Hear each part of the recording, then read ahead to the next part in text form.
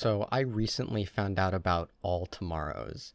It's a short science fiction book written and illustrated by C.M. Kozeman that chronicles a theoretical billion-year history of humanity and its evolution.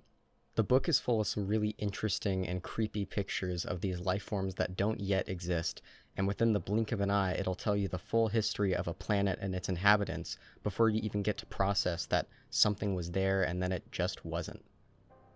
The most mind-boggling part of it for me, and likely some others, is that you only spend maybe half an hour reading and looking at the pictures, and when you're done you realize the story spans more time than you or I could realistically even imagine.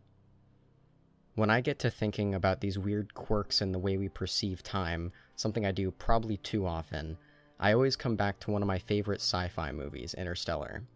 For those who haven't watched it yet, and you should, Interstellar portrays a future where humanity is on its last legs as all the edible crops die out, so NASA sends out Matthew McConaughey as Joseph Cooper alongside a team of the last astronauts to scope out a few habitable planets that could become their new home.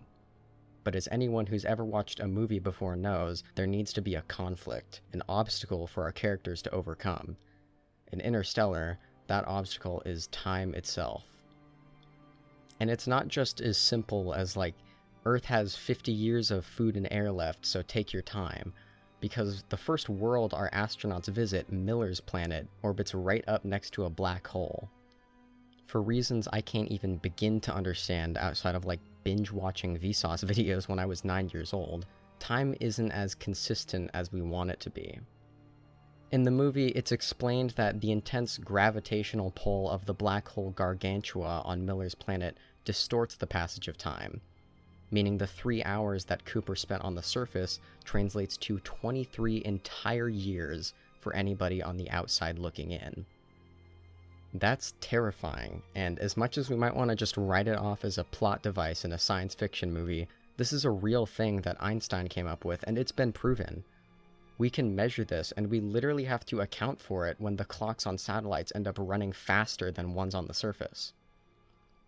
Well, that's all real and scientific. I made this video because I wanted to talk about the way we subconsciously scale periods of time in our minds and our memories, just as gravity can do it in a literal sense.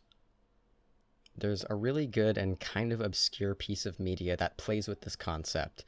It's a 2013 Flash game called 400 Years.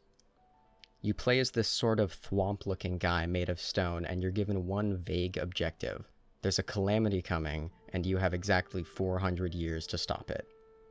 The game has a few basic mechanics. You can interact with objects, you can climb up and down on things like trees, and you can wait. At first, there's small things, like a pond you can't cross until it's winter, and a tree you can't climb until it's fully grown. Eventually, you reach human civilization. It's early civilization, but it's human nonetheless, and to cross an even larger body of water, the player is meant to wait. Not for a couple seasons, not for a couple years, but for nearly an entire generation, while the little people run around and build farms, homes, and eventually a bridge for you to cross. Suddenly, decades after you first arrived, the player just starts moving again and continues their journey as if no time passed at all. It's not really the same thing, but the difference in the way time is perceived between the player and the game's world messes with my head, a lot like how Cooper in Interstellar came back from a 3-hour expedition on the surface of Miller's planet to hear from an Earth back at home that was not the same. Because of the way time scales in areas affected by Gargantua's gravity, Cooper spent what felt like an afternoon on the surface of this ocean planet, while on the outside his kids grew up and became adults, his father-in-law passed away, and the whole of humanity took a step closer to the end. As you progress through the game, it can feel a bit trivial at first, skipping past a year and then 2, maybe even 50 at a time. Sure, some of the little people running around build a few houses, and so what, we can do that in a few months. What really gets to me, though, is when you pass the 100-year mark, an entire century. In the game, that's like a minute or so while you're waiting, practically nothing. But in the real world, that makes up the difference between the First World War and the creation of damn Daniel. By this point in the game, you can return to the more developed human village, knowing that statistically, every little guy who ran past you when you first visited is almost certainly dead. The short flash game ends when the player reaches the top of a volcano and sacrifices themselves, going into a deep sleep to block the lava and therefore the calamity set to destroy humanity. In one last fast forward, we jump all the way to the year 2013 to watch an airliner cross the winter sky. 400 years isn't special for distorting the way we perceive time in games, though. If you think about it, almost every game does it in one form or another. In Superhot, the passage of time is entirely controlled by when the player moves. Or in a more simple sense, games like Bethesda's Skyrim let you press a button to wait through a full calendar day in a matter of seconds. In fact, I'd be hard-pressed to come up with more than a couple narrative-driven games off the top of my head that happen in one-to-one real time. If I had to, though, there is one strange game in the back of my memory that comes to mind: The Longing. Taking conceptually the opposite approach to 400 years, you assume the role of the Shade, the last remaining subject of the Underground Kingdom. As the game begins, our king falls asleep with the promise that he will wake up in 400 days after regaining his power, and the longing begins, leaving the player with their only task to wait. Throughout that time, you can walk at an agonizingly slow pace and explore the caves of your underground home, or even skip small increments of time by collecting decorations or reading books. In the most basic terms, the game is a walking simulator, a retelling of the myth of the King in the Mountain, first documented in 17th century Germany, and it's pretty fascinating. At this point, I'd have to confess, though, that I haven't actually played The Longing yet. I've watched a ton of videos on it, but I've avoided trying the game myself because of one pretty simple and pretty stupid reason: I'm scared to. Because of The Longing's painfully realistic runtime, I don't know if I want to start playing it. If I started right now, installed and opened the game as I'm writing the script, I'd see the credits roll as an adult, 18 years old, probably living in some dorm hours away from home and the childhood I'm still trying to have. Video games, especially ones like these, distort the way we perceive time. You can witness a deep and rich story spanning years over the course of a week, or on the other end of the spectrum, a story spanning only days across many real months. Other forms of art like books and movies have always done the same thing too, with the only real difference being how much the reader or viewer takes part in the narrative.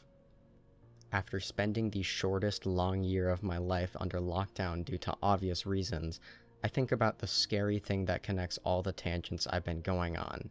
We only really have so much time. No matter how we perceive things, you only have 400 years and 400 years. You only have 400 days in The Longing.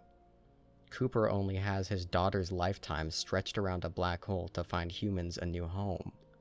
We all only have so much time. Sure, we can consume hours and hours of media, vicariously living the whole fictional lifetimes of characters in our favorite stories. But as much as it feels like it does, nothing truly slows down the passage of time. Playing games like these for nearly all my life has made me think a lot about how strangely we perceive time. Being in elementary school feels like it took an eternity, but my high school years that seemingly just begun are already nearing their end. As we all start to take the first steps outside of the Underground Kingdom and revisit the world hopefully as it used to be, I realize more and more that dwelling on how quickly time accelerates in my mind as I get older isn't gonna help. In the really near future, I'm gonna be 18, and from then on, every moment of my life will continue to get incrementally shorter and shorter than the last. And as much as it's hard to say, growing up isn't as scary as we sometimes tell ourselves it is. So in the spirit of living in the now, rather than worrying about how short the future is, I want to bring it back to the story that sent me on this tangent in the first place with a quote: "The final words of all tomorrows, after the billion-year history of humans' mixed fortunes. To those like the misguided, look at the story of man and come to your senses. It is not the destination, but the trip that matters. What you do today influences tomorrow and not the other way around. Love today and seize all tomorrows."